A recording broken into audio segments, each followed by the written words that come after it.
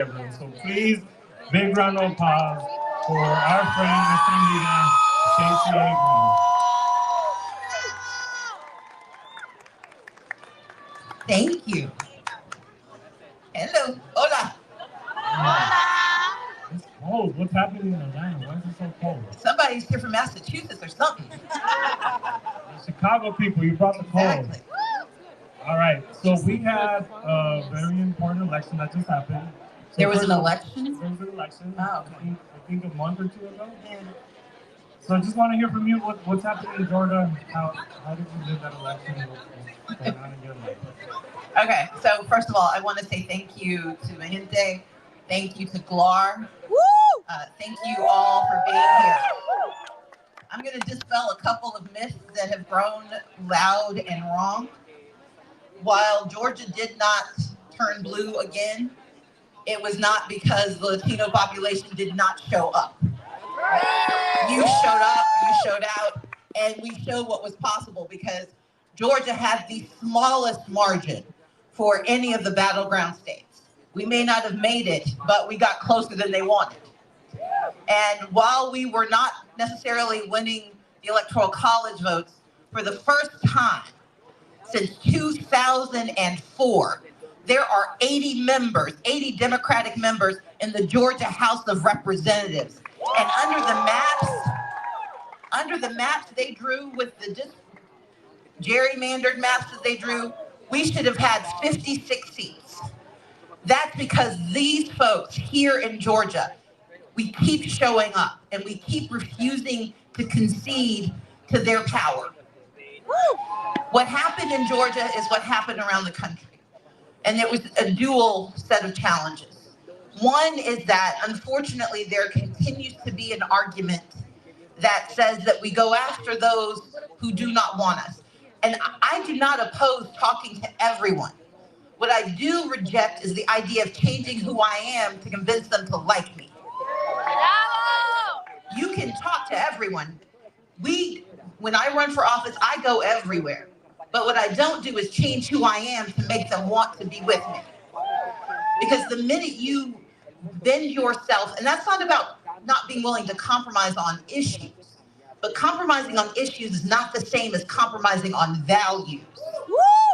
Values are who you are. Issues are how you show up.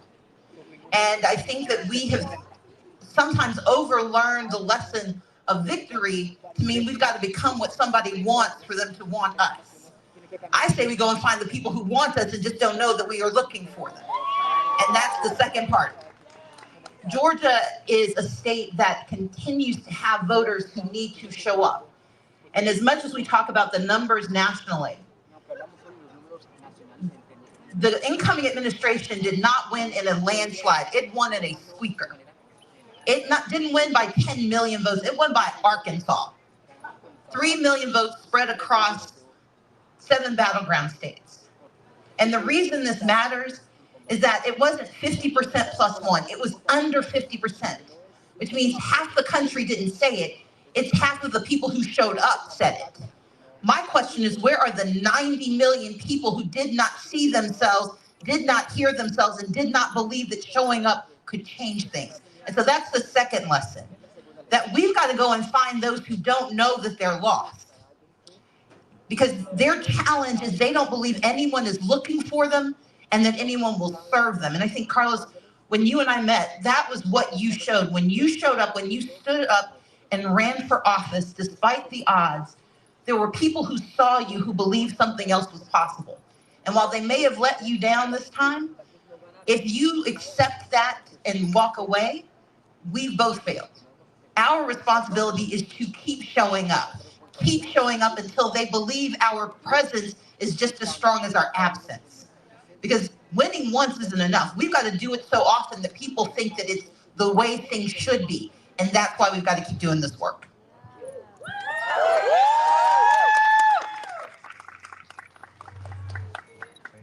Thank you so much. So you've also been doing other work, traveling the country, doing other things. This weekend we're having over 500 people join us in Georgia from all over the country and Puerto Rico. Hello! Puerto Rico in the house.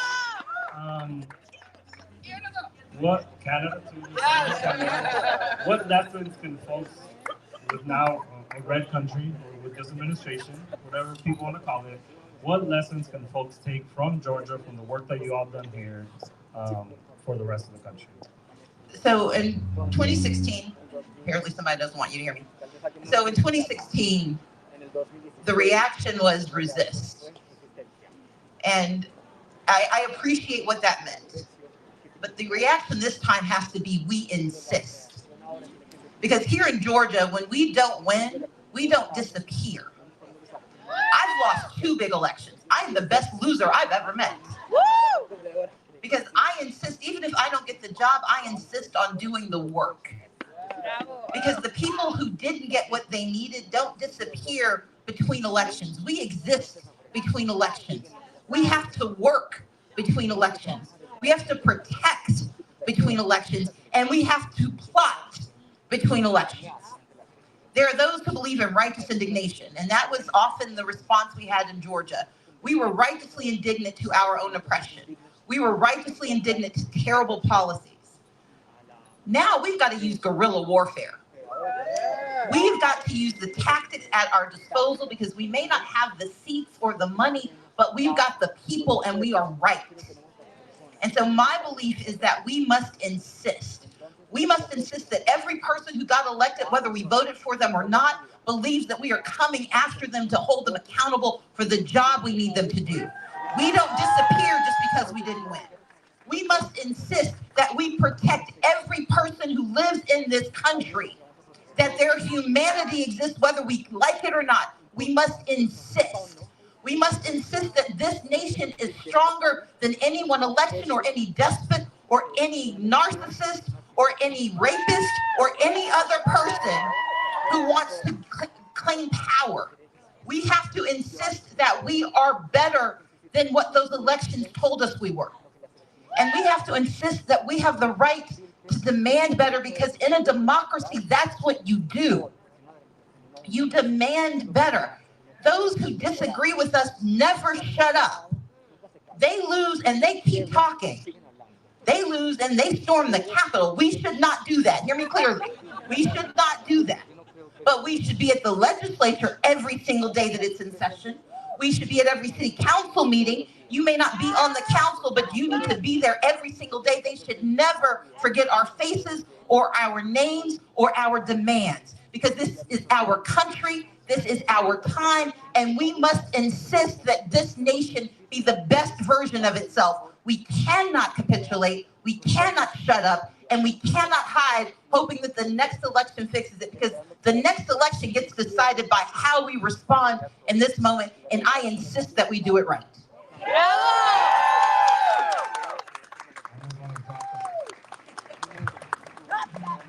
Again, thank you so much for joining us. These folks are here, and we're all here ready to continue that fight, just like you prescribed it to us right now. And we appreciate you. You gave us hope. I wouldn't call you a loser, because I think I appreciate that. Thank you. yes, you've inspired us so much, and Mi Gente's electoral work wouldn't look, and we would have done a lot of things that we did afterwards if we wouldn't have come here to Georgia to do that work here, and we appreciate you. And so I'll leave it wide open. Any closing words, any other message you want to give it to Mi Gente here and people again representing the entire country? I just want to say gracias. You all have done so much. You've changed the way we are viewed. They lie about what happens because they're afraid of what's possible. And we've got to remember that we are the truth. But we can't be the truth if we're quiet. We can't hide. And I know it's going to feel dangerous. I know it's going to be dangerous. Let me not dismiss it. This is dangerous work. These are dangerous times. But part of the joy of seeing all of you gathered, knowing that you have come from around the country, is that we are not in this alone. And while we may not come with the same stories, we all have the same mission. And so I just want to say thank you for what you're doing. Thank you for remaining committed. Thank you for believing not in the past, but believing in what's possible. Because that's what we've got to build.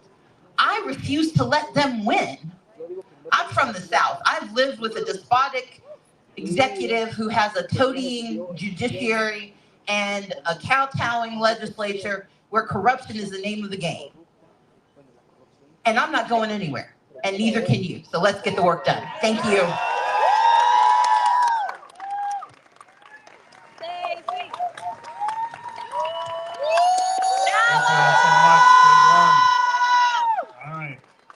Ahora continuamos de una comandante a otra con la compañera de Lina. Estamos en el hogar de Clark. Esta compañera ya tiene más de 20 años en la lucha aquí en Georgia. Es una amiga del alma que hemos luchado juntos por mucho tiempo y nos tocó estar aquí hace unos meses en la apertura de este espacio y también poderle dar agradecimiento a Adelina y a todo el equipo de GLAR por su trabajo y por la inspiración que nos ha dado a todos. Así que, por favor, un aplauso para Adelina. Y aquí estamos. Y si nos echan, eso es, que se oiga y que se oiga fuerte y que se oiga lejos. Pues bienvenidos a GLAR, bienvenidos a su casa, bienvenidos a Georgia, ¿verdad? Nada más que creo que se trajeron los pingüinos y estamos aquí padeciendo un poco de frío, ¿verdad? Pero pues quiero darle la bienvenida de corazón.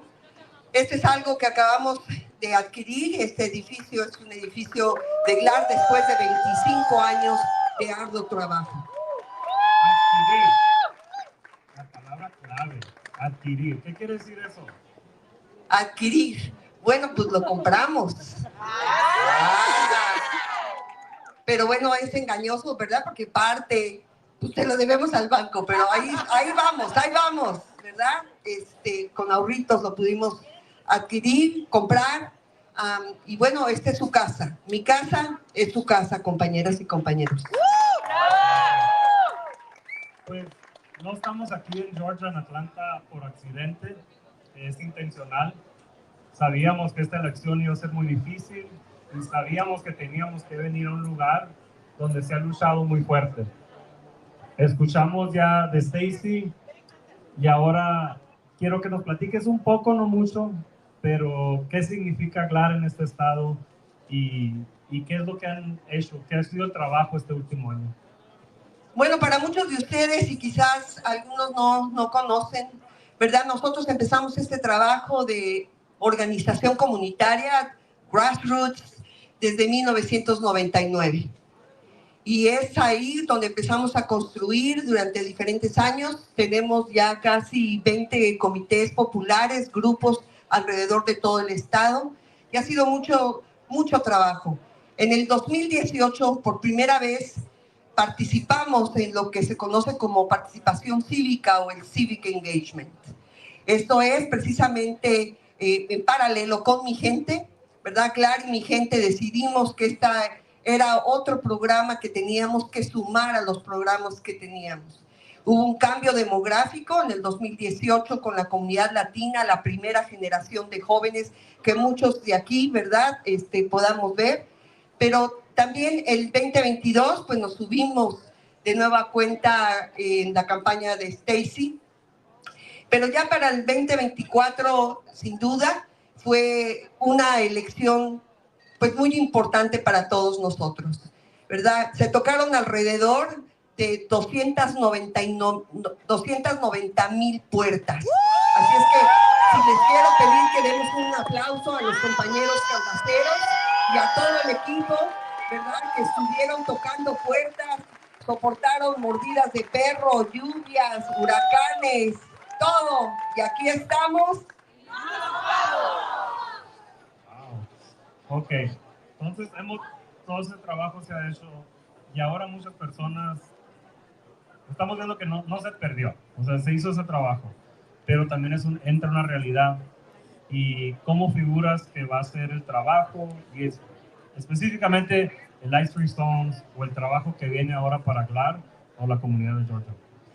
Nosotros consideramos que en este momento y a partir del 20 de enero, que no hay organización lo suficientemente grande que pueda contener.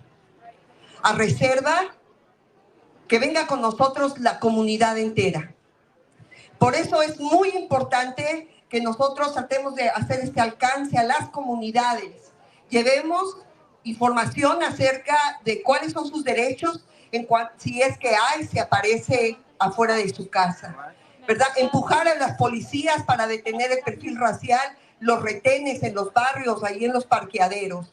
Eso requiere un esfuerzo extra de cada uno de los que estamos aquí. Y que finalmente es precisamente entender que es a la comunidad a la que nos debemos. El Ice Free Zone es una campaña que la traducción sería Zona Libre de Ice, donde se platica con nuestra comunidad acerca de cuáles son sus derechos y cómo protegerse en caso de que ICE llegue a su casa. Y al mismo tiempo, ir a avisar y que nuestra misma gente nos ayude a pasar la voz. Eso es importante, ¿verdad? Que sean los mensajeros. No existe en este momento organización lo suficientemente grande para poder contener lo que viene. Y no sabemos qué más viene a partir del 20 de enero, pero lo importante aquí es la resistencia. Construyamos resistencia, compañeros, construyamos con todo el pueblo, con todo aquel rincón que ustedes puedan hablar, en las tiendas, en los parques en los juegos de fútbol, en las lavanderías, con la comadre, en las vecinas, en los parqueaderos. Tenemos que ir a las calles. No vamos a poder detener esto a reserva de que venga la comunidad con nosotros. ¡Bravo! Y le quería dar las gracias a todo el equipo de GLAR. A ver si pueden levantar la mano todos los de GLAR. ¿Dónde están? ¿Dónde están los gladiadores? Un aplauso, muchas gracias por tenernos hoy en su hogar. Y así como le preguntamos a Stacey, cualquier otro mensaje nos quiera dar para cerrar. Claro que sí. Pues bueno, llegaron los pingüinos y aquí estamos todos con harto frío. Pero ahí viene la banda. Ahí viene la banda para entrar en calor, así es que no se vayan, ¿verdad? Allá hay bebidas, creo, ya no sé si quedó comida, no quedó comida. Todavía hay comida, dice la compañera, ¿verdad? Acá un vinito, una agüita, lo que ustedes quieran. Pero miren, compañeros, mi deseo para todos ustedes, ¿verdad? Que salgamos adelante. Viene el huracán, pero lo vamos a contener. Y lo importante es la unidad de la comunidad latina en la defensa de los derechos de las comunidades más vulnerables, ¿verdad? Que vivan las comunidades de color, que vivan los inmigrantes.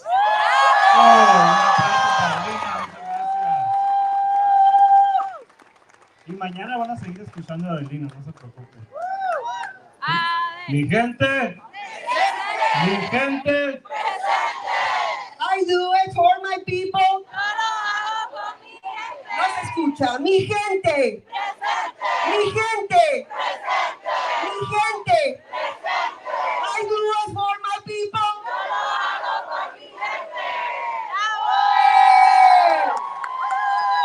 Gracias.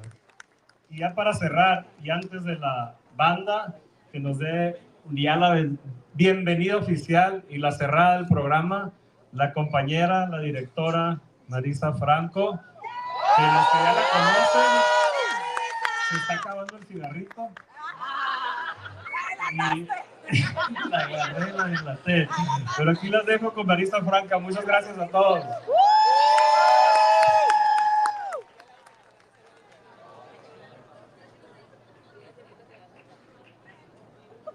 Hola. Hola.